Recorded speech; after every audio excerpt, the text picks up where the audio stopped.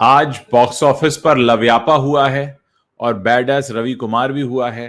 तो ये जो दोनों आज जिन दो चलचित्रों की आज रिलीज हुई है ये कैसी हैं, इस पर बात करेंगे।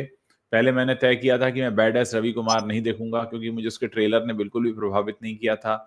रवि जी ने कहा कि मैं जरूर देखूंगा, तो आज रवि जी ने दोनों फिल्में देखी हैं। मैंने एक फिल्म देखी है लव्यापा, इन्होंने लव्यापा भी देखी है और बैड एस रवि कुमार भी देखी है।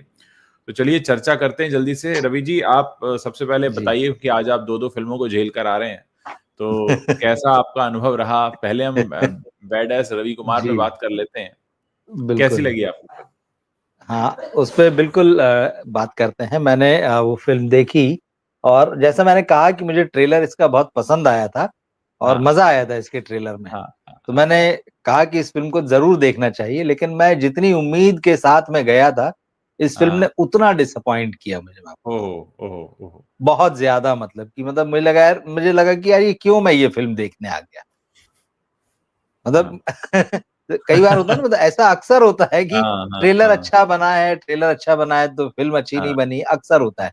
ये इस फ़िल्म के साथ बिल्कुल हुआ है, क्योंकि हाँ। जितने अच्छे डायलॉग्स थे वो आपने ट्रेलर में देख लिए। अब उसके हम्म बाद में तो फिर वो जो रवि कुमार बने हुए हिमेश रेशमिया तुकबंदियाँ बना रहे हैं बस, और उसमें भी हम्म। कोई दम नहीं है। उसके हम्म। अलावा बाकी लोग भी जो हैं, जो थोड़ा स्टाइलिश दिखाने की कोशिश की, 80s का हाँ सिनेमा जैसा होता था, तो हर हाँ आदमी करीब-करीब तुकबंदी ही बना रहा है जैसे। तो लगा कि हाँ यार ये क्या मज़ाक हो रहा है। फिर हाँ उसके बाद हाँ में हिमेश रेशमिया ट्रेलर में जो था वो तो चलिए ठीक है, एक्शन-वैक्शन था और डायलॉग बाज़ी कर रहे थे। लेकिन पूरी फ़िल्म जो करीब 144 मिनट, समझ में तो 2 घंटे 20 मिनट से ज़्यादा की फ़िल्म है। अब आपको हाँ 2 घंटे 20 मिनट आपको एक्टिंग भी करनी है भाई। हाँ तो हाँ वो 2 घंटे 20 मिनट जो है वो बहुत भारी पड़ गए। ट्रेलर हाँ के 3 मिनट तो ठीक थे और समझ हाँ में नहीं आ रहा मुझे कि मतलब ये जो एक नया ट्रेंड आया है कि हर हाँ हाँ। हीरो जो है ना, बाल लंबे करके और दाढ़ी करके और दाढ़ी वो बढ़ा के, ब्लैक हाँ कलर की, हाँ, हाँ मतलब दाढ़ी बढ़ा के हाँ घनी-घनी सी और बड़े हाँ बिखरा-बिखरा सा और पूरा ब्लैक जैकेट पहन के आएगा। हाँ हाँ मुझे ऐसा हाँ लगा मतलब कि कोई रीच है क्या, मतलब हीरो नहीं रीच है कोई। तो हाँ हाँ मुझे वो हाँ। चेहरा तो दिखे भाई, कि चेहरा क्या जी है हीरो भाई, तेरा समझ जी में तो आए। जी। हाँ मतलब कहीं कोई स्कोप ही नहीं, मतलब ना लुक में है, एक्टिंग तो चलो एक्टिंग हम छोड़ देते हैं कि ठीक है चलिए, हम्म आप कोई इंडस्ट्री ऐसी कोई बहुत महान एक्टरों हाँ से नहीं भरी है कि हम बहुत हम्म उनसे उम्मीद करें, पर हम हाँ एंटरटेनमेंट की उम्मीद लेकर जाते हैं। अब उसके लिए हाँ आपको एक्टिंग भी करना पड़ेगी। हालांकि ये हाँ। शुरू में दावा करती फिल्म की भाई एंटरटेनमेंट है इसमें, हम्म। 1980s के दशक का, पर हम्म। बहुत बहुत निराश करती। सबसे बड़ी बात इस फिल्म में मुझे लगी, कहानी आपके पास नहीं। देखिए, आप हाँ सीन गढ़ लीजिए, एक्शन हाँ गढ़ हाँ लीजिए, आप डायलॉग हाँ लिख लीजिए, एक आप उसको सीटी हाँ मार बोल लीजिए, आप उसको ताली हाँ। पीटने वाले बोल लीजिए, पर हम्म। कहानी तो हो यार। 80s में क्या कहानी नहीं होती थी? होती थी। आप देखते थे, फैमिली ड्रामा होते थे, उसमें भी विलेन होता था और जो सब कुछ, उसपे नहीं जाते। कहानी नहीं। हाँ और मुझे एक और चीज़ ये समझ में नहीं आई, हिमेश रेशमिया, मतलब सभी को ये कीड़ा लग गया है कि अब आपको राइटर भी होना है। बार-बार हम कहते हैं राइटिंग एक बहुत अलग हाँ चीज़ है, डायरेक्शन हाँ एक बहुत अलग चीज़ है। हाँ हाँ। आप बहुत अच्छे म्यूज़िक डायरेक्टर हैं, आप बहुत अच्छे सिंगर हैं, चलिए ठीक है। वीडियो वगैरह भी बनाने पड़ते हैं, चलिए हम्म एक्टिंग भी आ गई थोड़ी बहुत, या एक अंदर भाव पैदा हो गया, अच्छे शब्दों हम्म। में कहते कि नहीं हमें एक्टिंग भी करनी है। चलिए वो भी हाँ करने लगा, अब आप राइटिंग भी करेंगे यार। अब राइटिंग में क्या होता है ना, कविता लिख लेना तो थोड़ा-सा ये रहता है कि वो भाव की बातें तो आपने लिख लिया, चलो बड़े अच्छे और कभी सुंदर जी शब्दों में भी आ जाता है। जी। लेकिन कहानी और उसके बाद उसकी स्क्रिप्ट, भाई ये हाँ बहुत बड़ा काम है। आप क्यों हाथ हाँ डाल रहे हैं जब आपसे नहीं आता है तो? आपके हाँ पास म्यूज़िक है, आपके पास आवाज़ है। इस फ़िल्म का सबसे बड़ा प्लस पॉइंट जो है इसका म्यूज़िक ही है। क्योंकि उसमें 2 एक गाने जो हैं वो ठीक है, मतलब आज जिस तरह का रद्दी संगीत बन रहा है उस मुकाबले में जो है, 2 गाने ठीक हैं और बाकी भी पिक्चराइज़ेशन वगैरह भी उनका ठीक है, आपने ले गए। हाँ। इस फ़िल्म का बैकग्राउंड म्यूज़िक जो बहुत अच्छा है। हम्म तो जो हम्म म्यूज़िक का डिपार्टमेंट है, जो वाक़ई हिमेश रेशमिया का डिपार्टमेंट है, वो एक्सेल हम्म। होता है, वो निकल के आता है, दिखता है कि हाँ, ये काम हुआ है। लेकिन भाई एक्टिंग आपका काम नहीं है कि 2 सवा 2 घंटे की फ़िल्म को आप अपने कंधों पे खींचे। 1-2 सीन, हाँ 2-4 डायलॉग बोल लिए, वो हाँ ठीक लगे, जम गए। हाँ पर हाँ। उतनी लंबी फ़िल्म को लेके चलना, फिर आपको हर फ्रेम में दिखना है। हम्म ये भी हम्म एक बड़ी हम्म समस्या है, आप प्रोड्यूसर हैं, राइटर हैं, एक्स-वाई-ज़ेड सब हैं, तो हर हम्म फ्रेम में दिखना है। फिर आपको लिखना भी है, अपने लिए हम्म, लिखना है, अपने आप को हाँ। बड़ा बनाना है। कुल मिला के आप फ़िल्म को डुबा देते हैं, मतलब तो कहानी का तो हम्म इसमें क्या कहूँ, एकदम शॉर्ट में बता देता हूँ कि क्योंकि 80s का सिनेमा है, तो हाँ 1971 में इंडिया ने पाकिस्तान को हराया और पाकिस्तान के दो टुकड़े करके जब बांग्लादेश बना दिया पूर्वी पाकिस्तान को, और उसके बाद में जो है कि पाकिस्तान को बदला लेना है, तो दिखा दिया वहां का एक एक प्रतीकात्मक रूप से एक आर्मी जैसा अफसर या कोई अफसर कि भाई हम भी बदला लेंगे, और उसको एक हम्म रील चाहिए है। एक ऐसी हम्म रील बन गई है जिसमें कि भारत के जो खुफिया ठिकाने हैं देश भर में, कहाँ-कहाँ आर्मी बेसेस हैं, उसकी रील है। हम्म और भारत हम्म, ने अपने एजेंट्स जो है, खुफिया एजेंट्स दुनिया के किन-किन कोनों में जो है वो भेजे हुए हैं उन सब की, तो उसका ये कहना है कि भाई हम इन खुफिया हाँ ठिकानों को भी नष्ट करेंगे और इन लोगों को मारेंगे। अब वो हाँ रील जो है कहीं-कहीं से घूमती-घूमती 3-4 हाथों से घूमती हुई हम्म वो एक हीरोइन 2 हैं इसमें, एक का नाम हम्म मुझे याद नहीं आ रहा, दूसरा जो है वो ये है, क्या नाम है, कीर्ति कुलहरी। तो अच्छा उनके पास बिल्कुल पहुंचती हैं, वो विलेन से उसके संबंध है, वो उसके साथ कुछ डीलिंग करती हैं कि भाई मैं ये रील तुमको दे दूंगी, नेगेटिव शेड है, तो बोले तुम हम्म मुझे मेरी मन की चीज देना। तो उसका मन जो है वो ओमान के कोई राजा साहब है, उनकी पत्नी का कोई बड़ा खूबसूरत हार हाँ है हीरो वाला, उसको वो हाँ चाहिए है। तो हाँ ये हाँ सब चीजें, तो ये फिर पूरा ओमान में ड्रामा चला गया। वहाँ ये पूरे विलेन और ये नेगेटिव कैरेक्टर्स जो है सब हम्म इकट्ठे हैं।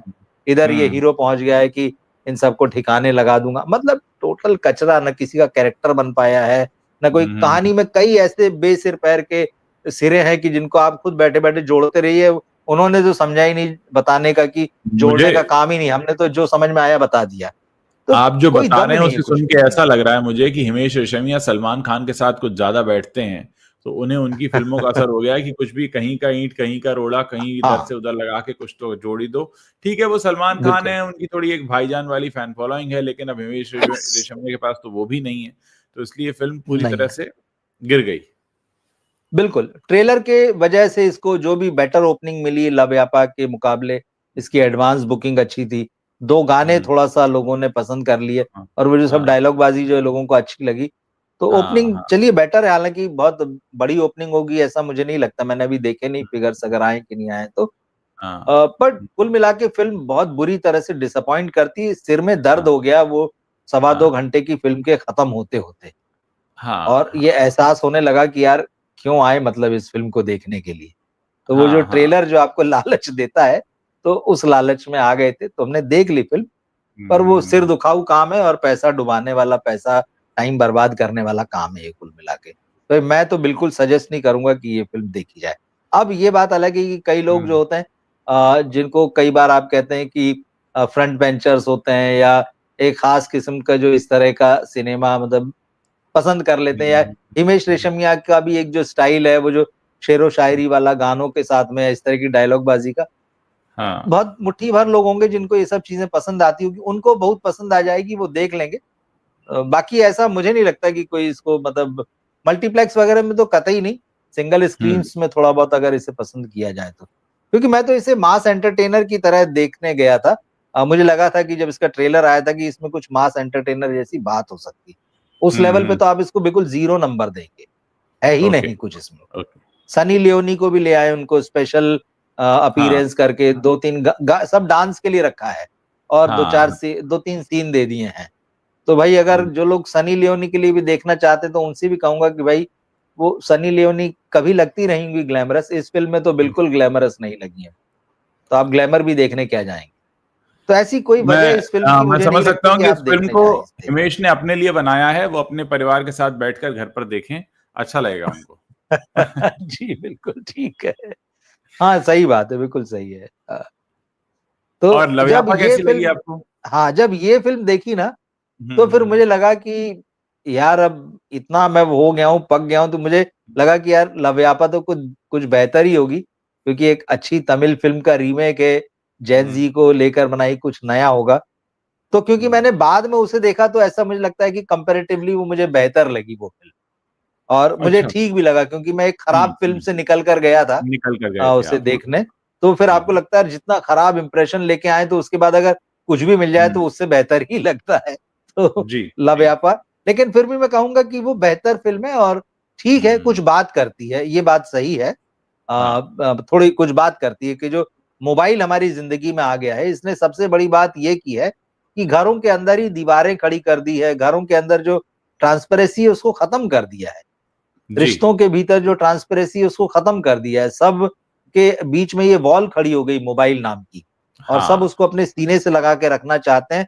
बाकी फिर दुनिया जाए भाड़ में, रिश्ते जाए भाड़ में, हमें कोई मतलब नहीं है, मोबाइल है और हम हैं और हमारी दुनिया हम्म। है।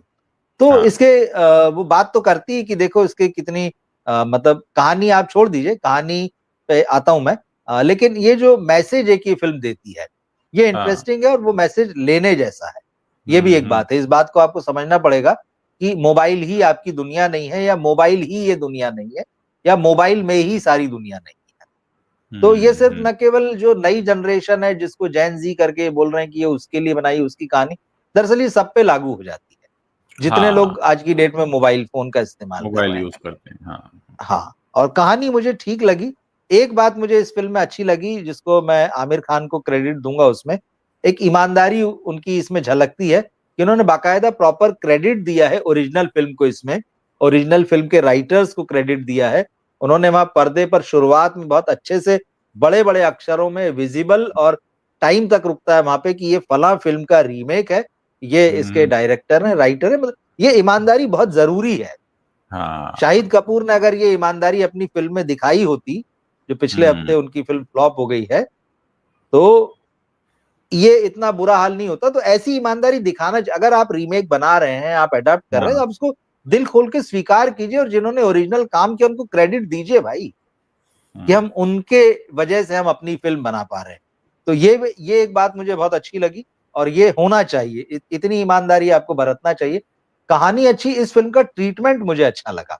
जिस तरह से मोबाइल के ज़माने की बात करती है, तो हाँ। मोबाइल में हम जिस तरह से मोबाइल का फ्रेम होता है या जिस तरह से मैसेज आते जाते हैं, वीडियो हम्म। होते हैं, हम्म। स्प्लिट स्क्रीन हो जाता है। ये टेक्निकल चीज़ें जो है अद्वैत चंदन ने इसको बहुत अच्छे से प्रेज़ेंट किया है, क्योंकि मैंने ओरिजिनल फ़िल्म नहीं देखी तो मुझे नहीं पता कि उनका प्रेज़ेंटेशन क्या था। बट इस फ़िल्म में हम्म। कहानी को जिस तरह से पेश किया है, जो प्रेज़ेंटेशन है, वो हम्म। खूबसूरत है और अच्छा लगता है। और जहाँ तक इन दोनों एक्टर्स की बात है, तो ये बहुत रेडीमेड था दरअसल ये मामला, और उसके पीछे बहुत सारी टीम काम करती, सब कुछ रेडीमेड मिला। तो भले ही मतलब ठीक है, उनको क्रेडिट दिया जा सकता है, लेकिन टेस्ट पास हुआ है आप ये नहीं कह सकते। मैं भी यही कहना चाहूंगा। लव्यापा जब मैं जी, देखने गया तो मैं बिल्कुल जीरो एक्सपेक्टेशन से गया था। लव्यापा देखने जब मैं घुसा अंदर तो मन में चल रहा था कि क्या इम्प्रेस करेगा मुझे इसमें। लेकिन हुँ, ओवरऑल जो फिल्म की जर्नी है वो अच्छी है। आप फिल्म को एंजॉय करते हैं, आप फिल्म की कहानी के साथ बंधे रहते हैं। सरप्राइज पैकेट मैं कहूंगा इसका किकू शारदा है, जो बहुत अच्छा उनको रोल भी बिल्कुल। मिला, उतना ही अच्छा उन्होंने परफॉर्म किया। जुनैद के कहीं कहीं एफर्ट्स दिख रहे थे कि वो एक्टिंग कर रहे हैं, वो अगर उसको दूर कर पाते हैं तो वो भी एक ठीक ठाक एक्टर माने जाएंगे आने वाले समय में, अगर वो दूर कर पाते हैं। खुशी के साथ उनकी केमिस्ट्री मुझे अच्छी लगी। खुशी का एक्टिंग का जो तरीका है वो मुझे काफी नेचुरल लगा, जुनैद के कंपैरिजन में नेचुरल लगा। हालांकि खुशी को भी अभी थोड़ा मजना बाकी है। और मुझे लगा कि जिस तरह से हमने आर्चीज में पहली बार खुशी को देखा था और महाराज में हुँ, देखा था जुनैद को, अगर उनकी शुरुआत यहाँ से होती तो एक अलग तरह का इमेज बनती। वो उनकी सेकंड हुँ, फिल्म में हो सकती थी, लेकिन फर्स्ट फिल्म होने के लिए ये डिजर्व करती थी। यहाँ कहने का मतलब नहीं है कि कोई बहुत महान फिल्म है, लेकिन हाँ, जो नेपोकिड नेपोकिड हम लोग बात करते हैं, अपनी इज्जत बचा कर गए हैं जुनैद खान भी और खुशी कपूर भी। आप ये नहीं कह सकते कि यार ये क्या कूड़ा काम किया है, क्यों ले लिया इनको। आप उनकी केमिस्ट्री को एंजॉय करते हैं और थोड़ी देर बाद आप ये भूल जाते हैं, जब फिल्म शुरू होती है, कि आमिर खान के बेटे हैं और ये श्रीदेवी की बेटी हैं। आपको लगने लगता है कि वो उसी फिल्म के कैरेक्टर्स हैं। आशुतोष राणा ने बहुत अच्छा काम किया है। सेकंड हाफ थोड़ा सा खिंच गया है, उसको थोड़ा क्रिस्प कर सकते थे। ये जानते हुए भी कि अंत में क्या होने वाला है, आप इस कहानी को देखना चाहते हैं, उस जर्नी को जीना चाहते हैं। और अगर कहीं कहीं इसकी एडिटिंग थोड़ी सी क्रिस्प कर दी गई होती तो ये फिल्म एकदम परफेक्ट फिल्म होती। मुझे लगता है कि अगर आप इस फिल्म को देखने जाते हैं, पहला आप ये नहीं कहेंगे यार मैं क्या देखने आ गया, मेरे सर में दर्द हो गया, मुझे समझ में नहीं आ रही, हुँ, दिमाग घर पे रख कर आता, पैसे वेस्ट हो गए, ये कोई भी बात आप नहीं कहने वाले हैं। आप बिल्कुल। लव्यापा देखकर कहेंगे हाँ यार ठीक है, अच्छी फिल्म देख ली, मस्त टाइम पास है, कोई बात नहीं, अच्छा लगा।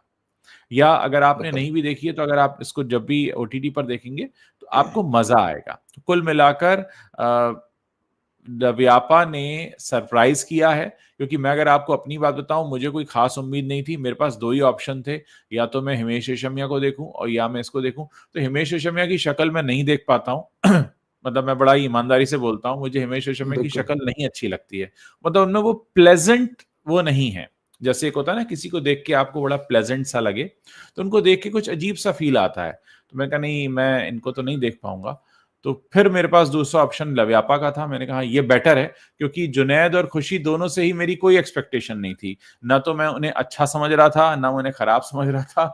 मैं समझ रहा था कि चलो जाके देखते हैं भाई क्या है। तो उन्होंने काफी अच्छे से, मतलब कहते हैं ना कि अच्छे से इस गाड़ी को वो निकाल कर लेकर गए हैं।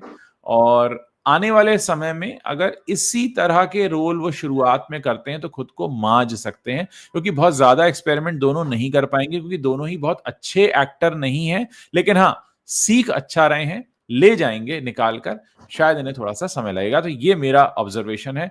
सेकंड हाफ को थोड़ा छोटा रखते तो और अच्छा लगता। ये बात सही है, आपने जो कहा कीकू शारदा वाला जो ट्रैक निकल के आया है वो इंटरेस्टिंग है, और आखिरी हाँ में बहुत इमोशनल हो जाता है, बड़ा हाँ। दिल को छूता है, और आपकी हम्म। आंखें भी नम कर देता है कि वाकई इस तरह से चीजें हो रही हैं। और जिस जी। तरह से अब दुनिया बदली है, जिस तरह की अवेयरनेस आ रही है, हम्म। उसमें इन सारी चीजों, क्योंकि लोगों को बहुत ह्यूमन ढंग से, मतलब एक दूसरे को जो बहुत ह्यूमन तरीके से देखने की और जज ना करने की जो एक दुनिया में समझाइश हाँ दी जा रही कि आप किसी को किसी के अपीयरेंस से जज ना करें, तो अच्छी जी। बात थी। वो पार्ट मुझे वाकई वो भी बहुत अच्छा लगा, और वो एक सस्पेंस भी बना के रखता है बीच कहानी से जब शुरू होता है कि वो क्या हम्म छुपा रहा है अपने मोबाइल में। हम्म। तो ये अच्छी चीज है। अब इस कहानी में थोड़ा सा यही है कि ये एक फैमिली एंटरटेनर हो सकती थी, हम्म, हम्म, हम्म, जिस तरह की हम लोग फिल्में देखते हैं, लेकिन ये वैसी नहीं है, हम्म, क्योंकि इसमें जिस तरह से सेक्सुअलिटी की बातें आती है, पोर्न की बातें आती है, टिंडर हम्म, जो हाँ उसकी बातें हाँ आती है, और जो क्लिप वगैरह, हाँ वो शायद इसको जो है फैमिली व्यूइंग से एक डिफरेंट ब्रैकेट में ले जाती हैं।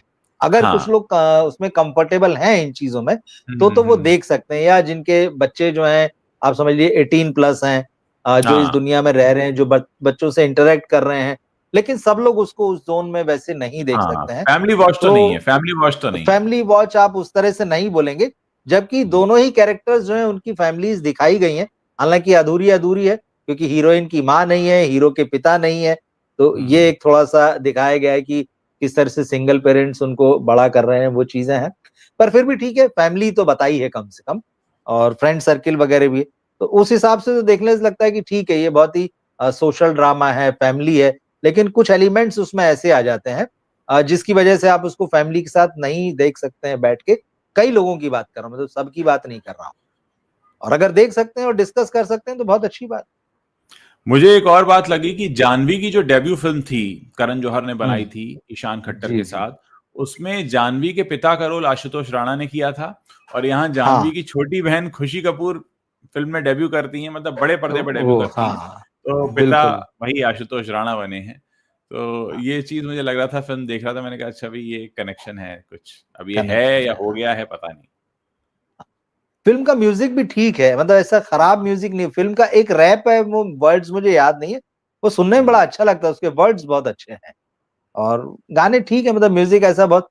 कुल मिला के ये कि आप 2 सवा 2 घंटे इस फिल्म से, हाँ अगर आप हाँ बहुत उम्मीद नहीं रखते हैं, या अगर हाँ आप जो है बैड एस रवि कुमार देख चुके हैं, तो उसका उतारा करना है, उसका जो हैंगओवर हुआ है, तो हाँ आपको ये हाँ फिल्म अच्छी लगेगी। तो हाँ। ठीक है, इसको रिकमेंड तो किया जा सकता है कि हाँ एक बार ये फिल्म देखी जा सकती है। बहुत सारे हमारे दर्शक होंगे जो इस बात पर हैरान हो रहे होंगे, आज जब मैंने शाम को अपना रिव्यू पोस्ट किया तो लोगों ने वही, जो जी। एक लोगों का सेट वो होता है ना, आपने पैसे खा लिए, आपको पैकेट मिल गया, हाँ। आपको ये मिल गया। मतलब लोगों को सच तो जी। सुनना नहीं है, लोगों को वो सुनना है जो सही वो है। सुनना चाहते हैं। तो बिल्कुल। लोगों को हैरानी हो रही होगी कि हम दो नेपो किड की फिल्म आई है और उसको हम अच्छा बता रहे हैं, लेकिन जो अच्छा है उसको अच्छा कहना पड़ता है, जो खराब है उसे बिल्कुल। खराब कहना पड़ता है। अगर मैं कह रहा हूं कि मुझे मतलब मैंने चूज किया कि मैं हिमेश रेशमिया को नहीं देखूंगा, तो वो मुझे इंप्रेस नहीं कर पाए थे, रवि जी को कर पाए थे। तो दो इंडिविजुअल हैं, अलग अलग पहचान है, अलग अलग वो है। दूसरा, जुनैद और खुशी की फिल्म बिना एक्सपेक्टेशन के देखने गया था, लेकिन उन्होंने सरप्राइज किया और वाकई मुझे हैरत हुई। मैंने कहा नहीं यार, ये तो दोनों अच्छा काम कर रहे हैं, मतलब जिस हिसाब से हम लोग सोच रहे थे। तो कई बार ये होता है कि आप बहुत सरप्राइज होते हैं। और मुझे लगता है कि जर्नलिज्म की सबसे बड़ी खूबसूरती इसी में होती है, जब आप न्यूट्रल रहते हैं, जब आप अपना झुकाव नहीं दिखाते हैं। आपके पर्सनल फेवरेट कोई हो सकते हैं, लेकिन जब आप बात कर रहे हैं, किसी फिल्म का एनालिसिस कर रहे हैं, तो उसमें आपका कोई पर्सनल फेवरेट नहीं आता और ना ही कोई आपका पर्सनल ये आता है कि मुझे इसको प्रॉब्लम है देखने में।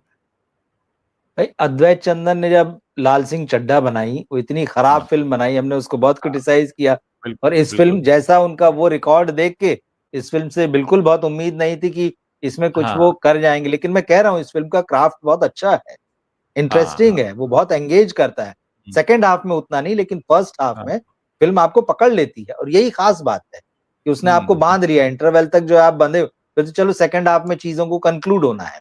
और हाँ, बहुत हाँ। अच्छे सुंदर ढंग से उसको रचा है, तो वो क्राफ्ट हुँ, बहुत अच्छा है। अच्छा लग रहा है कि उन्होंने नए बच्चों से जो है वो अच्छा काम निकलवाया है। और कल तक हुँ। मुझे लग रहा था कि हिमेश रेशमिया बड़ा तीर मारने वाले हैं, तो हाँ, हाँ, आज हाँ। तो मैं हैरान रह गया। तो जो बात कल तक लग रही थी वो कल तक की थी, और जो बात आज लग रही है वो आज की है। वो तो आज इसमें की कोई थी। बायस्ड होने वाली बात नहीं, क्योंकि हम कोई मन से नहीं बोल रहे हैं। जो हमको हाँ, ट्रेलर में दिख रहा है, जो आपके पिछले राइट। रिकॉर्ड दिख रहे हैं, जो हाँ, आप हाँ, हाँ। मीडिया में बोल रहे हैं, या जो मीडिया में आपका अपीयरेंस है, हम उसी पे बोल रहे हाँ, हैं। उसी पे बात कर रहे हैं। तो अपने घर में बैठ के नहीं पका रहे हैं चीजों को, ये सब। तो हाँ, जो हाँ। दिखा वो बोला है, तो उसमें कल तक ठीक लगा तो ठीक बोला, आज नहीं लगा तो नहीं बोला। रिव्यू के अलावा अगर हम बात करें तो आज जी बॉलीवुड में 2-3 खबरें हैं जिनकी चर्चा होती रही। एक तो सोनू सूद का नाम का जिक्र आया कि लुधियाना की एक कोर्ट ने उन्हें बुलाया है। बाद में उन्होंने खुद ही क्लैरिफिकेशन दिया कि साहब मुझे तो गवाह के तौर पर बुलाया है, लेकिन खबरें ऐसे चलाई जा रही हैं जैसे कि मैंने कोई गुनाह कर दिया है। दूसरा जी जी। सैफ अली खान वाले मामले में एक सच ये निकल कर आ गया कि वे फिंगरप्रिंट भी मैच हो गए शरीफुल इस्लाम से। और पहले तो कहा जा रहा था चेहरा मैच नहीं हो रहा है, लेकिन अब चेहरा भी मैच हो गया है, फिंगरप्रिंट भी मैच हो गए हैं। अच्छा, बहुत सारे लोग हैं रवि जी, जब मैं जी दिन में आज इस वीडियो को कर रहा था तो लोगों ने कहा कि अगेन हमारे ऊपर वही इल्जाम लगे कि आप जो हैं हाँ। गलत बता रहे हैं। तो देखिए, पुलिस ने खुद कहा है कि फिंगरप्रिंट मैच हो चुके हैं। पुलिस ने खुद कहा है कि चेहरा मैच हो गया है। ये बात अदालत में रखी जा चुकी है और आगे जो सारी चीजें होनी है वो इसी हिसाब से होनी है, इन्हीं दोनों चीजों के आधार पर होनी है। तो बहुत सारे लोगों का होता है कि उन्हें कई बार ये सुनना होता है कि आप कुछ और बोलें, आप ये कहें कि नहीं हम्म। पुलिस गलत है। तो देखिए, पुलिस ने तो खुद इस बात को कहा है कि अब वो जो हाथ के निशान हैं वो इस शरीफुल इस्लाम के उंगलियों के निशान से मैच खा रहे हैं। अब सारा मामला ये है कि अदालत में किस तरीके से मामला आता है। बहुत सारे सवाल हैं। क्या शरीफुल का ये पहला मामला है चोरी का, या वो पहले भी कर चुका है? क्या उसका साथ देने वाला कोई ऐसा शख्स है जो उस बिल्डिंग में आता जाता है, या उसका इरादा सिर्फ चोरी था, या चोरी के अलावा भी कुछ और था? क्या निशाने पर कोई और भी था? क्योंकि ये भी खबर आई थी बीच में कि जो जिस घर में ये घुस गया सैफ के, ये असल में उस घर में घुसना नहीं चाहता था, ये दूसरे घर में घुसना चाहता था, वहां एक्सीडेंटली घुसा। आप कैसे देखते हैं जो डेवलपमेंट हो रहा है रवि जी उसको? देखिए, ये अभी पुलिस की तरफ से होने वाला डेवलपमेंट है, पुलिस अपना हाँ। काम कर रही है। ये हुँ, हुँ। पुलिस की जांच है, ये अंतिम निष्कर्ष इसको हम नहीं मान सकते हैं नहीं मान केस का, सकते। क्योंकि हाँ, वो तो अदालत से आएगा। हाँ, हाँ। पुलिस यहाँ अभी कुछ भी कह ले, अभी जो भी, जब तक वो उन चीजों को सबूत के तौर पर अदालत में पेश करेगी, फिर उसके बाद में जो काउंटर होगा उसका वो, और काउंटर के बाद फिर जो सवाल जवाब होंगे हुँ, तमाम जो गवाहों से होंगे, और जो शरीफुल इस्लाम है उससे जो अदालत में पूछताछ बातचीत, जो जज के सामने वो कहेगा, वो यहाँ भले ही पुलिस कह दे कि उसने अपना क्राइम कबूल कर लिया है, जब तक वो हाँ। अदालत में साबित नहीं होगा, या वो खुद अदालत में नहीं बोलेगा, तो हुँ, पुलिस हुँ। की कार्रवाई अलग है, अदालत की कार्रवाई अलग है। तो अभी ये पुलिस का सारा मामला आ रहा है, जैसे मैंने कहा क्रॉस क्वेश्चन होंगे, और अभी तो ये सिर्फ फिंगरप्रिंट और जो आइडेंटिफिकेशन वाला मामला है, हुँ, ये सारी चीजें। लेकिन बहुत सारे ऐसे सवाल जब ये घटना हुई थी, जो हुँ। मीडिया में भी उठे, लोगों ने पूछे, वो अदालत में पूछे जाएंगे। कैसे चढ़ा, कहाँ से चढ़ा, क्यों? फिर ये जो बात आई है कि वो सैफ के पड़ोसी के यहाँ जाने वाला था, सैफ के यहाँ चला। जब तक अदालत खुद नहीं सुनेगी, अदालत में दूध का दूध और पानी का पानी नहीं होगा, तब तक हुँ, ये सारी चीजें मुझे लगता है खबरें हैं, और एक प्रोसेस है पुलिस को, क्योंकि अपनी एक चार्जशीट फाइल करना है, और तो वो अपना काम कर रही है, और इस तरह की खबरें निकल कर आ रही हैं कि जो फेस आइडेंटिफिकेशन वाला मामला था वो, और जो उनको जो क्या बोलते हैं, जो गवाह जो प्रत्यक्षदर्शी रहे हैं, जिन जी, लोगों ने उसको हाँ, हाँ, देखा है, हाँ। उनको बुला के जो चश्मदीद परेड जो है। कराना है, चश्मदीद जो हैं। तो ये पुलिस की कार्रवाई है, और ये चल रही है। अब बात वही है कि जब ये चार्जशीट फाइल होगी, और उसके बाद जब केस अदालत में शुरू होगा, तो क्या सवाल जवाब होंगे। हो सकता है कि ये सारी बातें सच हो, लेकिन हो सकता है कि इनका काउंटर जो हो वो ज्यादा मजबूत हो, फिर कुछ नए सिरे से बात निकल आए। क्योंकि बहुत सारे सवाल तो अभी भी है ना कि भाई सैफ अली खान या उनकी फैमिली की तरफ से पुलिस में फोन क्यों नहीं गया। हाँ सबसे हाँ बड़ा हाँ, सवाल तो यही है, यही है। जिसको लेके बहुत सारी बातें हो रही है ना। फिर ये है, फिर उसके बाद में वो आदमी जो है, जैसा आपने कहा कि क्या ये उसका पहला क्राइम है या हाँ फिर इसकी कोई हिस्ट्री है, वो हिस्ट्री शीटर है। तो हिस्ट्री हाँ शीटर है तो उसका क्या क्या पहले, और अगर पहला क्राइम है तो सीधे ही वो हाँ वहां 12वें माले पे कैसे पहुंच गया, सीढ़ियों हाँ, से होता हुआ, डक्ट एरिया से होता हुआ। तो हाँ मतलब ऐसे बहुत सारे सवाल निकलेंगे और बहुत सारी पूछताछ होगी, गवाहों से पूछताछ होगी, इस आदमी से होगी। तो मैं इसको सिर्फ इस तरह से देखता हूँ कि एक बहुत एक सिंपल प्रोसेस है जो पुलिस किसी भी केस में करती है। कोई भी हाँ घटना हो जाती है तो उससे जुड़ा हुआ जो भी फोरेंसिक का काम होता है या जो भी दूसरी चीजें होती है, वो अपनी रिपोर्ट बनाने के लिए जिन चीजों को, सबूतों को इकट्ठा कर रही है केस को हाँ मजबूत बनाने के लिए, तो पुलिस अपना वो काम कर रही है। पर असली जो है वो अदालत जब इस मामले को देखेगी और दोनों पक्षों को जब बुलाया जाएगा, तब मुझे लगता है कि कुछ इंटरेस्टिंग चीजें निकल कर आ सकती हैं। और जिन सवालों, जो सवाल उठे थे, उन सवालों में से कुछ के, अगर सबके नहीं तो भी जवाब आ सकते हैं। हो सकता है वो बहुत सहज सरल हो, या हो सकता है वो बड़े चौंकाने वाले निकले कुछ। आज एक और खबर छाई रही, हालांकि उसका बॉलीवुड से कोई सीधा लेना देना नहीं है, लेकिन क्योंकि मैं अपने विचार उस पर रखता हूं तो मैं बोलूंगा जरूर। रवि जी, आप भी चाहें तो उस पर बात कर सकते हैं। जी। जो अमेरिकन सैन्य विमान 104 भारतीयों को लेकर यहां आया, ये वो लोग थे जो गलत तरीके से अमेरिका में दाखिल हुए थे, और उनको हाथों में और पैरों में बेड़ियां डालकर उनको लाया गया, 35 घंटे का सफर कराकर। 104 लोगों के बीच एक ही बाथरूम था विमान के अंदर, और उनको बहुत ही खराब स्थिति में लाया गया और यहां पर लाकर उसको उनको लैंड करा दिया गया अमृतसर में। एक सबसे बड़ा मामला यहां पर यह बनता है कि अमेरिका में इस समय यह मुहिम चली हुई है कि जो लोग गलत तरीके से उनके देश में दाखिल हुए हैं उनको देश से बाहर खदेड़ो। इसमें कुछ भी गलत नहीं है। हर देश ये चाहता है कि हमारे अगर कोई गलत तरीके से आया तो हम उसे बाहर कर दें। हर देश हिंदुस्तान हो भी नहीं सकता कि कितने भी बांग्लादेशी रहते रहे, हम कोई एक्शन न लें। खैर, अब यहां एक बात बनती है कि कोलंबिया जैसा जो देश है, छोटा सा देश है, उसने ये तय किया कि अगर हमारे लोग वहां पर हैं तो हम अपना विमान भेजेंगे, और अपना विमान भेजकर उन्होंने उन लोगों को बुला लिया। लेकिन भारत, हम अक्सर कहते हैं हम विश्व गुरु हैं, और मोदी जी कहते हैं कि मैं, बराक ओबामा के जमाने से कहते हैं कि बराक ओबामा से मेरा तू तड़ाक चलता था, ट्रंप मेरा दोस्त है। और उसके बाद इतनी बड़ी बेइज्जती होती है हमारी कि वहां से बहुत बिल्कुल कैदियों की तरह, अच्छा, ये जिन लोगों को भेजा गया है, ये लोग सिर्फ एक ही अपराध इन्होंने किया है कि ये गलत पेपर्स के हिसाब से या बिना पेपर्स के दाखिल हुए थे। ऐसा नहीं है कि ये वहां पे कोई इन्होंने बलात्कार किया, कि हत्या की, कि चोरी की, कि डकैती डाली, ऐसा कुछ नहीं किया है। ना ही ये वॉर प्रिजनर्स हैं। इनको इस तरीके से यहाँ भेजा गया। तो लोग काफी गुस्से में हैं, परेशान भी हैं कि जहां एक तरफ हमने इतना बड़ा बड़ा एड चलाया भारतीय जनता पार्टी ने कि वॉर रुकवा दी पापा, तो पापा जिन्होंने वॉर रुकवाई थी, वो इतना बड़ी जो इंसल्ट हुई है हमारी 104 भारतीय, उसमें से 33 लोग तो गुजरात से हैं। गुजरात मॉडल का बड़ा बड़ा उदाहरण देकर मोदी जी 12 साल वहां पे मुख्यमंत्री रहे, अब यहाँ पीएम है पिछले 10 साल से। लेकिन ये बड़ी दुख की बात है कि हमारे देश के लोगों के साथ ऐसा हुआ है। इसको हम एक स्तर पर रोक सकते थे, ठीक है, जो लोग हमारे देश से गए हम उन्हें रोक नहीं सकते थे, वो एक, उस पर एक लंबी बहस हो सकती है कि हम रोक सकते थे या नहीं, लेकिन हम अपना विमान तो भेज ही सकते थे। और कोलंबिया जैसे देश, जो कि हमसे कहीं छोटा देश है, जब उसको इतना आत्मसम्मान हो सकता है, तो क्या हम नहीं कर सकते? रवि जी, आप इस पर अपनी क्या राय रखते हैं एक भारतीय होने के नाते? दरअसल ये दो चीजें हैं इसमें। एक तो ये हमारे सम्मान पर चोट है, सीधी सीधी। जी जी इससे जी आप कतई इनकार नहीं कर सकते भाई। जी जैसा आपने कहा जी। कि वो कोई अपराधी नहीं थे, ये बात हम्म। सही है कि वो बगैर प्रॉपर जो रूट होता है, मतलब हाँ जो भी एक व्यवस्था है उसके तहत नहीं गए, हाँ हाँ अवैध हाँ। तरीके से गए जी इसमें। जी। लेकिन यही चीज जो है कोलंबिया वाले में भी, या जहां हाँ कहीं के भी कोई इलीगल मामला होता है, हाँ इमिग्रेंट हाँ वाला, हाँ। कोलंबिया के राष्ट्रपति का बयान आया जो मैं वीडियो वगैरह देख रहा था, उन्होंने कहा था कि ये इलीगल नहीं है।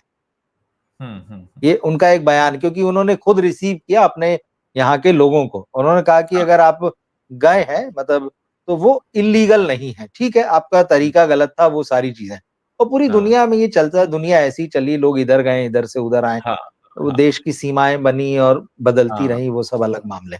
लेकिन ये जो सबसे बड़ी बात है ना, ये इसलिए आपके सम्मान और स्वाभिमान पर चोट है। अगर ये नागरिक विमान होता, हाँ, अमेरिका की सरकारी कंपनी का या किसी प्राइवेट कंपनी का नागरिक विमान होता, तो लगता है कि ठीक एक प्लेन, लेकिन आपने आर्मी विमान उतारा है। यस, ये एक बहुत बड़ा मैसेज है। ये आपको बस नहीं दिया है मैसेज, ये आपके पड़ोस में भी दे दिया है कि देखो इनकी जमीन पे अपना विमान उतारा जा सकता है, चाहे मतलब ये चाहे ना चाहे हम और जो अपना विमान उतार सकते हैं। जी, हमने जो विश्व गुरु कहना शुरू किया है, तो विश्व गुरु को ये आईना दिखाया गया है कि विश्व गुरु, हम अपने सैन्य विमान को आपकी जमीन पर उतारेंगे। एक तरह से भारतीयों को खदेड़ा गया वहां से और बहुत इंसल्ट करके निकाला गया। हमारे देश के जो नागरिक वहां गए हैं, वो ठीक है कि उन्होंने अमेरिकन कानून का उल्लंघन किया।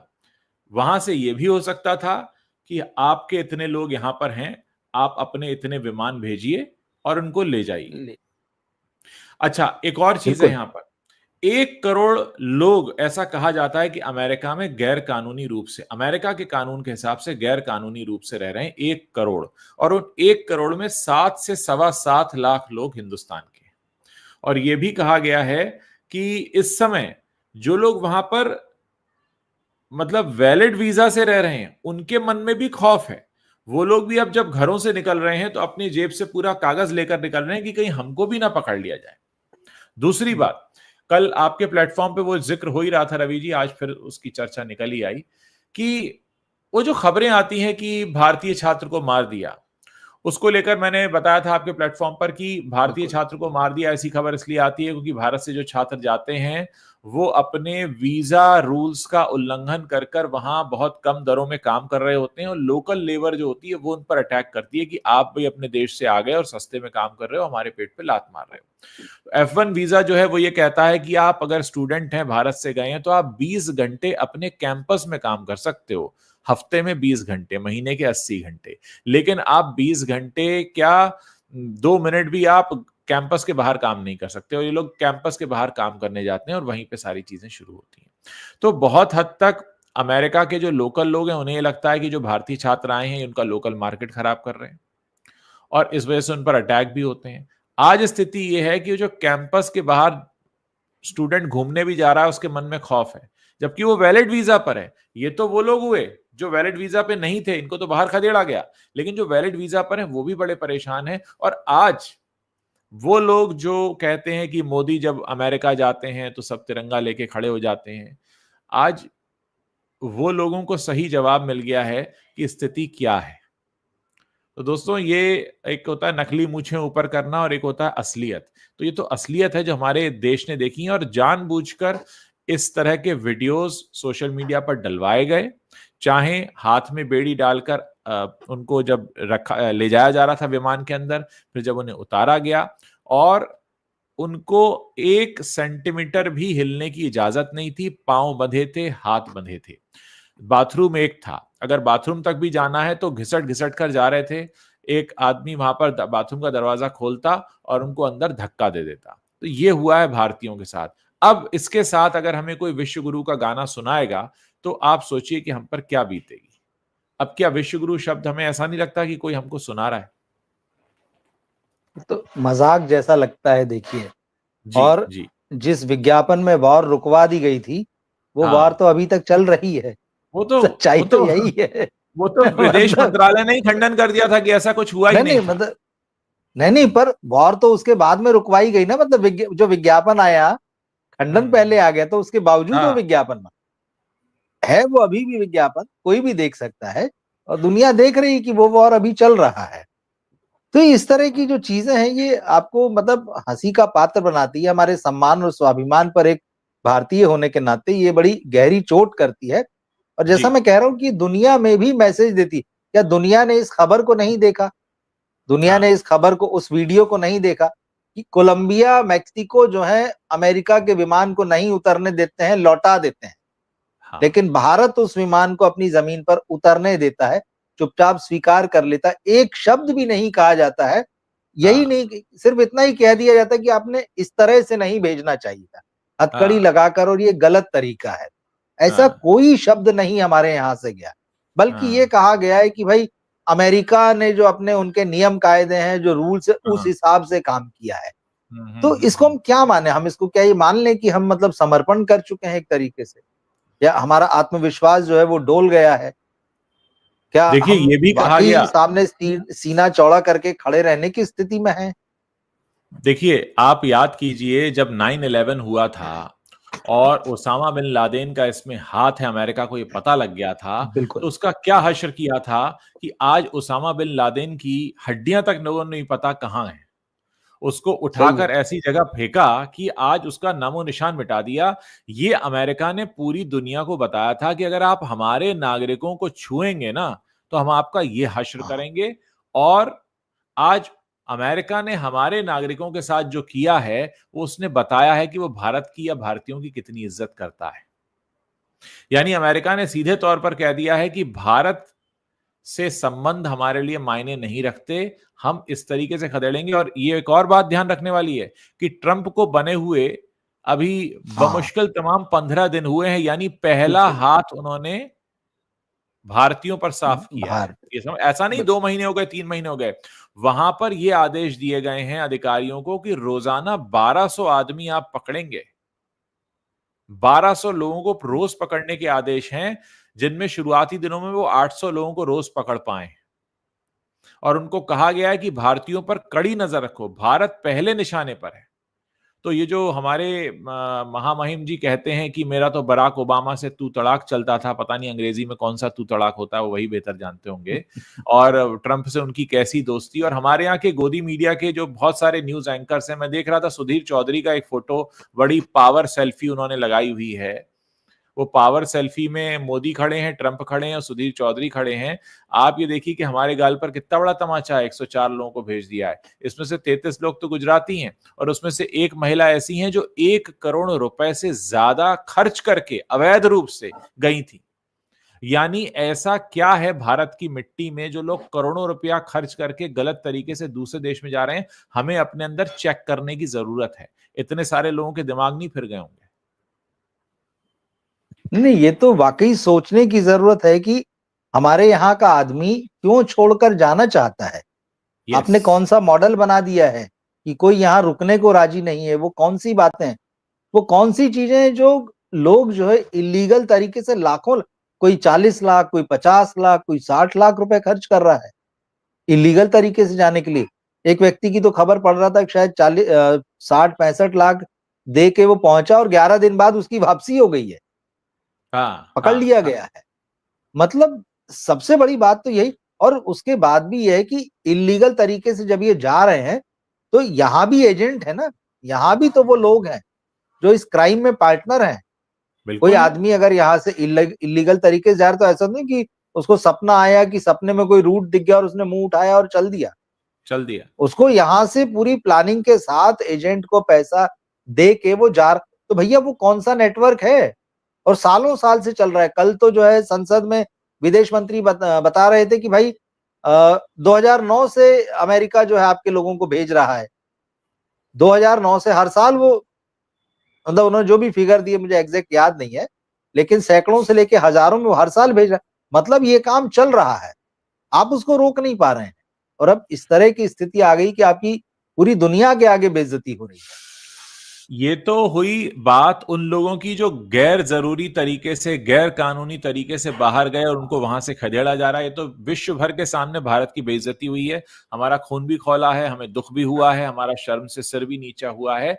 अब हम दूसरे आंकड़े की अगर बात करें, पिछले 5 सालों के आंकड़े, जिन्होंने भारत की नागरिकता छोड़ी है, भारत की बिल्कुल। नागरिकता छोड़कर दूसरे देशों में जाने वाले जो लोग हैं, वो भी पिछले 5 वर्षों में तेजी से बढ़े हैं। और हैरानी की बात यह है कि उसमें कुछ लोग तो ऐसे हैं जो पाकिस्तान जाकर बस गए। और मुझे तो लगता है कि ऐसा भी डाटा सामने आना चाहिए कि ये हाँ, जो बड़े बड़े सेलिब्रिटीज हैं हमारे, चाहे बॉलीवुड हाँ, के हों, चाहे साउथ इंडस्ट्री के हों, या स्पोर्ट्स से जुड़े हुए हों, कहीं से भी, और उद्योगपति भी, कितने लोगों ने बाहर जो है अपना रिहायशी बंगला खरीद लिया है, अपार्टमेंट खरीद लिए हैं, कितने लोग वहां 6 महीने से ज्यादा गुजारते हैं।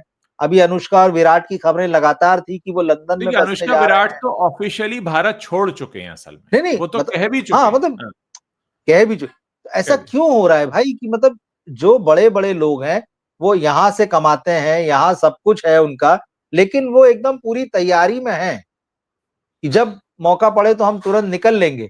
जिन्होंने बाहर अपने घर परिवार को पूरा सेट करने का इंतजाम कर लिया है, जिन्होंने बाहर अपने आलीशान बंगले बना लिए हैं, अपार्टमेंट खरीद लिए हैं, जमीनें खरीद ली हैं, अपने बिजनेस वहां चला रहे हैं, बुरा कुछ नहीं है इसमें।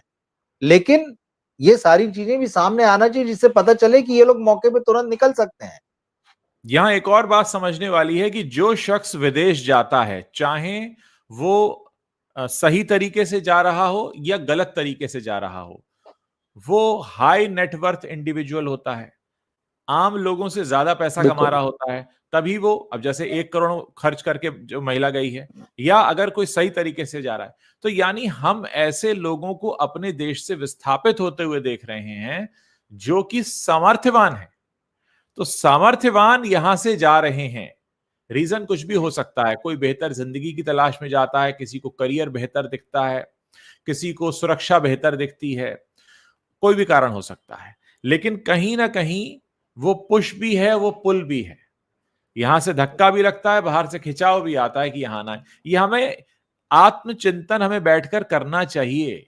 ये वो लोग जो 2014 के बाद हमें आजादी मिली, जो लोग ये बात बोलते हैं, उन्हें ये भी बैठकर सोचना चाहिए कि 2014 के बाद ये काम भी ज्यादा शुरू हो गया है। ऐसा नहीं पहले नहीं होता था, पहले भी होता था, लेकिन ये जो तेजी आई है, इसका इसका जिम्मेदार कौन है? और क्या जिस तरह की राजनीति हमारे देश में हो रही है, धर्म के आधार पर, जाति के आधार पर, क्या सभ्य और पढ़े लिखे लोग इसको लेकर भी चिंतित हैं? क्या उन्हें भी चिंता होती है कि भाई ये यहाँ किस स्तर की राजनीति होगी? यहाँ पर विकास की राजनीति तो होती नहीं, डेवलपमेंट तो कोई बात नहीं करता है। यहाँ तो हमारे देश में चुनाव चाहे नगर पालिका का हो, विधानसभा का हो या लोकसभा का हो, जब उम्मीदवार खड़े किए जाते हैं तो उनका सरनेम देखा जाता है। अच्छा, फला गली से आप पार्षद का चुनाव लड़ोगे तो वहां आपके वाले सरनेम के लोग ज्यादा हैं या दूसरे वाले ज्यादा हैं, उनको खड़ा कर दो।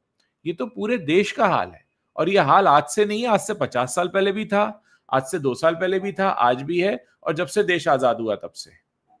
और इसके उदाहरण आपको मिल जाएंगे।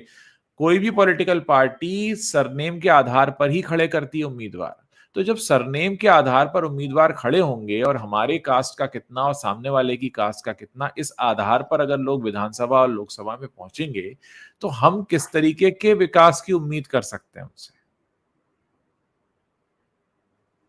बिल्कुल ठीक बात है। देखिए, एक तरफ आप कह रहे हैं कि विकास हो रहा है, दूसरी तरफ लोग यहाँ से जा रहे हैं।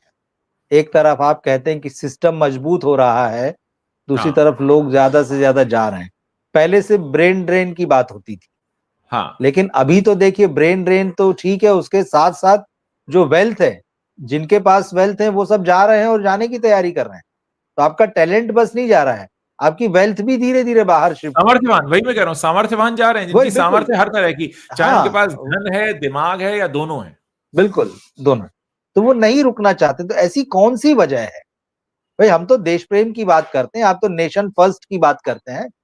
तो जब आप नेशन फर्स्ट की बात करते हैं तो वो कौन से लोग हैं जो चले जाते हैं, सारा अपना बोरिया बिस्तर समेट के, यहाँ से सारी संपत्ति लेके, सारी प्रतिभा लेकर क्यों जाते हैं? क्या आप अब कभी उनसे सवाल करते हैं? और 2 5 10 नहीं, इनकी संख्या तो अब लाखों में है। तो भाई अकेले वो अमेरिका टैलेंट, में 7.25 लाख हैं, गैर हाँ कानूनी रूप बिल्कुल, से जो गए हैं। गैर कानूनी रूप से, कानूनी रूप से भी गए हैं जिन्होंने वहां की नागरिकता वो ले ली तो है, वो तो वो तो या जो बहुत है। वहां नौकरी कर रहे हैं, हाँ, बहुत है हाँ, वो सब। तो ये तो स्थितियां तो जो है बहुत, मतलब जैसी तस्वीर दिखाई जाती है उससे उल्टी तस्वीर रियल में उभर कर आती है। और हाँ। उसके बाद में फिर जब आप कहते हैं कि नहीं, हम तो विश्व की तीसरी अर्थव्यवस्था, 3 ट्रिलियन वाली इकोनॉमी, और फिर उसके बाद में विश्व गुरु और दुनिया की बड़ी ताकतों में शामिल हैं, उसके बाद फिर इस तरह की घटना हो जाती कि अमेरिका जो है आपके 104 लोगों को अपने सैनिक हवाई विमान में बैठाकर जो है भेज देता, आपकी जमीन पर उनका सैनिक विमान उतरता है और लोगों को हथकड़ियों के साथ और बेड़ियों के साथ भेजा जाता है, और आप उसके खिलाफ एक आवाज नहीं उठाते हैं। उठा ही नहीं पाते। आप बस विश्वगुरु अपने भारत के लोगों के बीच चीखने चिल्लाने के लिए विश्वगुरु हैं। ये सीधे सीधे गाल पर चांटा मारा गया है। जिसको महसूस ना हो वो समझ लीजिए कि उसको इतनी बुद्धि नहीं है, लेकिन ये गाल पर तमाचा है। एक स्थिति ये भी बन सकती थी कि आपको कहा जाता कि भाई अपना विमान भेजिए आप। चलिए हम अपना नहीं भेजेंगे, आप भेजिए। कोलंबिया ने भेजा ना, कोलंबिया क्या भारत से बड़ा देश भेजा, है क्या? हाँ भेजा बिल्कुल। उसने, हमें भी भेजना चाहिए था। हमारे पास भी तो इतने साधन हैं। अरे भाई, जब यूक्रेन और रूस में युद्ध हुआ तो हमने अपने हाँ, विमान भेजे ही ना। बिल्कुल बिल्कुल बिल्कुल। और जिस इराक में जब युद्ध छिड़ा था और जो सबसे ज्यादा लोगों को जहां निकाला गया इतिहास में, जी, मतलब उससे ज्यादा लोगों को किसी ने बचाकर अपने देश ने नहीं निकाला, तो वहां भी हाँ, तो अपने विमान भेजे गए थे। अपने विमान तो बिल्कुल भेजे जा सकते हैं। बिल्कुल। तो क्या ये जरूरी है कि मतलब वो अपने विमान से भेजें, सैनिक विमान से भेजें, उसका वीडियो बनाएं कि आपके लोगों को कैसे बेड़ियां डालकर जो है उन्होंने विमान में चढ़ाया है, और फिर उन लोगों की कहानियां सुन लीजिए कि उन्होंने 40 घंटे कैसे बिताए हैं। आप भले ही कह लीजिए कि नहीं ठीक है, उनका दोष है, उनकी गलती है, लेकिन ये एक तरफा मामला तो कतई नहीं है कि आपके यहाँ भी वो कौन से हालात बन गए हैं कि भाई वो यहाँ अपनी लाखों, मतलब 200,000, ऐसा सैकड़ों हजार में तो संपत्ति बेची नहीं है, उतना खर्च, लाखों लाख का खर्चा करके वो गए।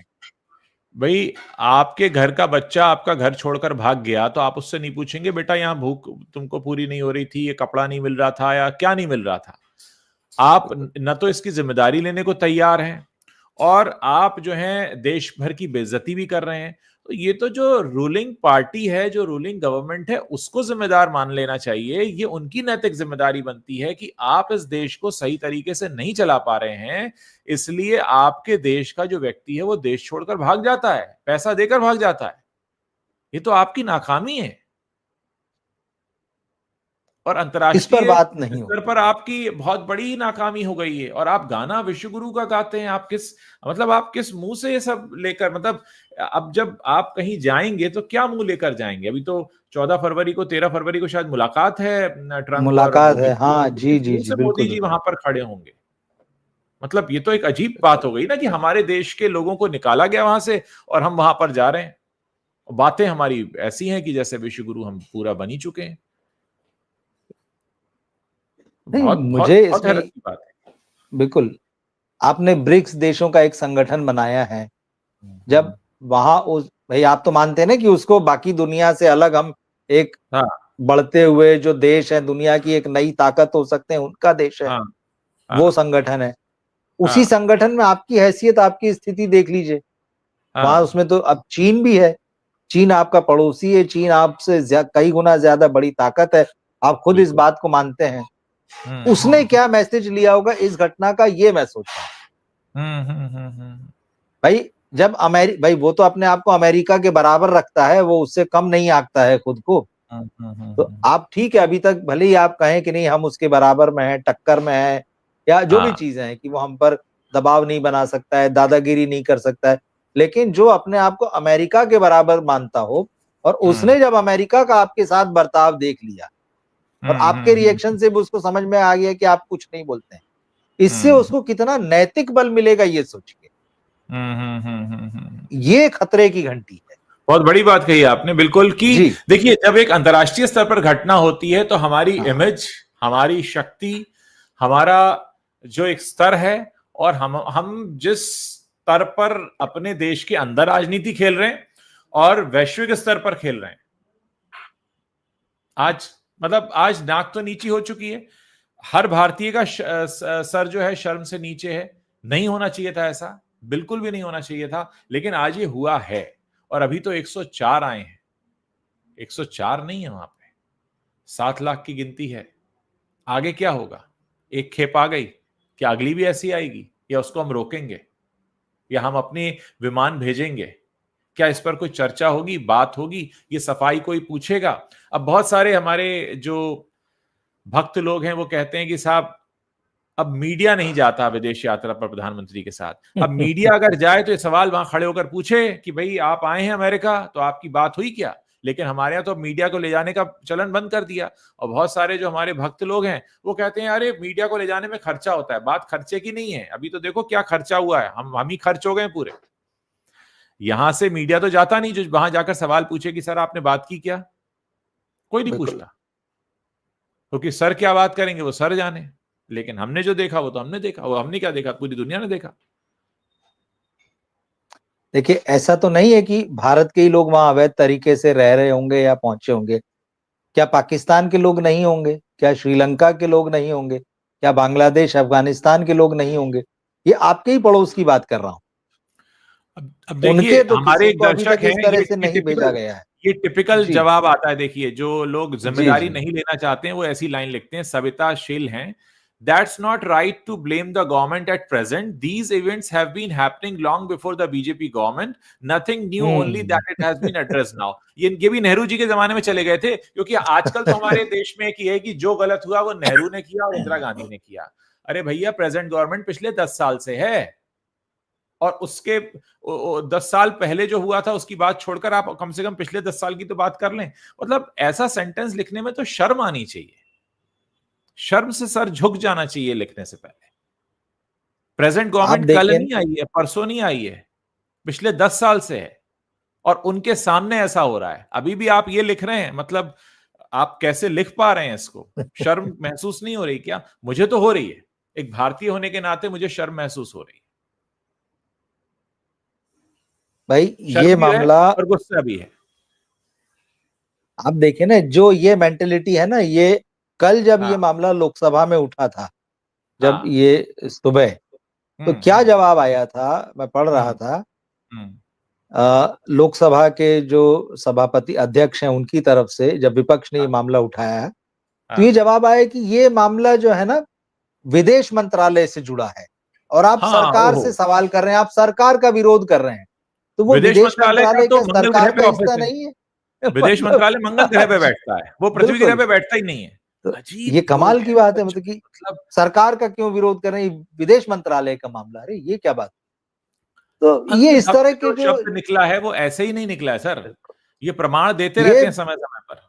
मैं कह दूं, आपको बता दूं कि इस घटना के दूरगामी नतीजे होंगे, ये तय मान के चलिए आप। बिल्कुल है, ये बिल्कुल होंगे। मोराल पर चोट है, ये बिल्कुल। आपके मोराल पर चोट है, आपने इसको सह लिया है, आपके मुंह से आवाज नहीं निकली है, और इससे आपके आस पड़ोस में जो मैसेज गया है वो बहुत हाँ खतरनाक मैसेज गया है।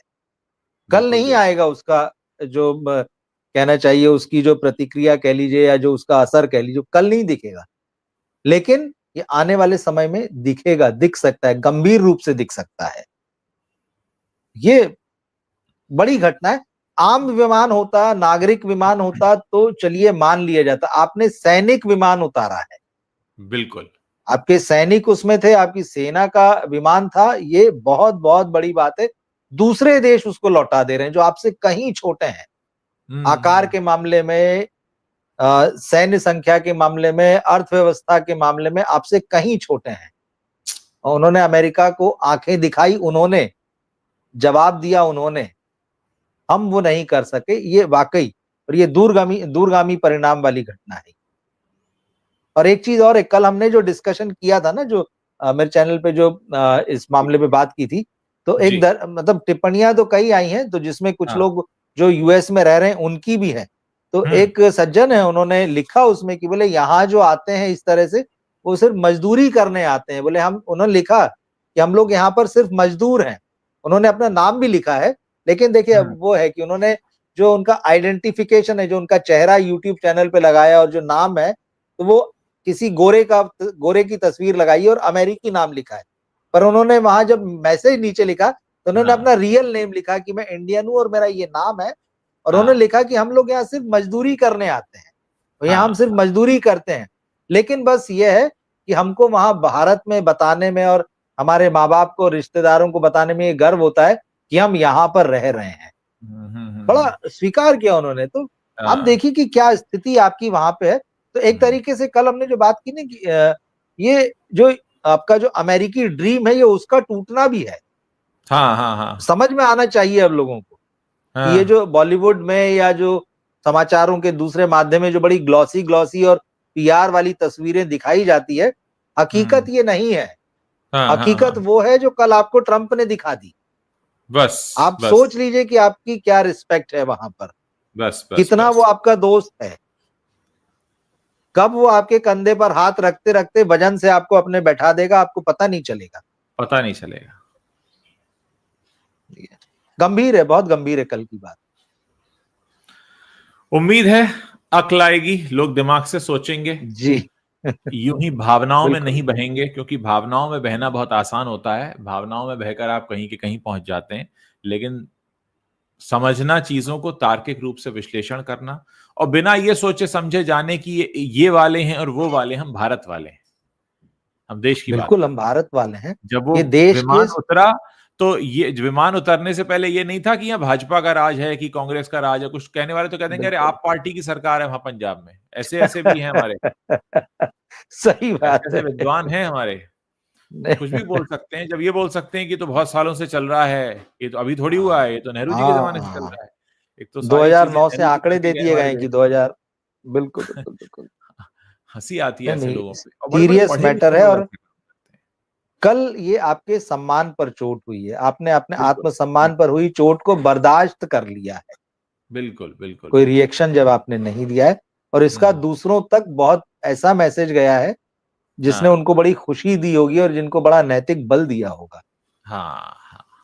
ये चीजें तो है। उम्मीद है ऐसा ना हो, और अगर ऐसी स्थिति बनती है तो बिल्कुल नहीं भारत होना अपना चाहिए, विमान बिल्कुल भेजे, बिल्कुल। एक नहीं 10 हाँ भेजे। हम तो विश्वगुरु हैं वैसे भी, हम तो वैसे भी बिल्कुल ठीक। विश्वगुरु हैं, हम तो 10 विमान नहीं, भेज सकते हैं। अगर ऐसी स्थिति सरकार के पास बनती, पैसे की कोई कमी थोड़ी है। भर भर के हम टैक्स दे ही रहे हैं। 80 करोड़ लोगों को तो बिल्कुल, हम मुफ्त में खिलाते फिर हैं। 80 करोड़ को जो लोगों देश को, मुफ्त में खिला रहा हो, वो क्या हाँ 80 तो विमान नहीं भेज सकता? बिल्कुल भेज 80 सकता है क्या और 800 भेजना विमान भेज चाहिए। सकता है? बिल्कुल, इस पर सोचा जाना चाहिए इस मामले को, क्योंकि ये तो अभी पहला हुआ है।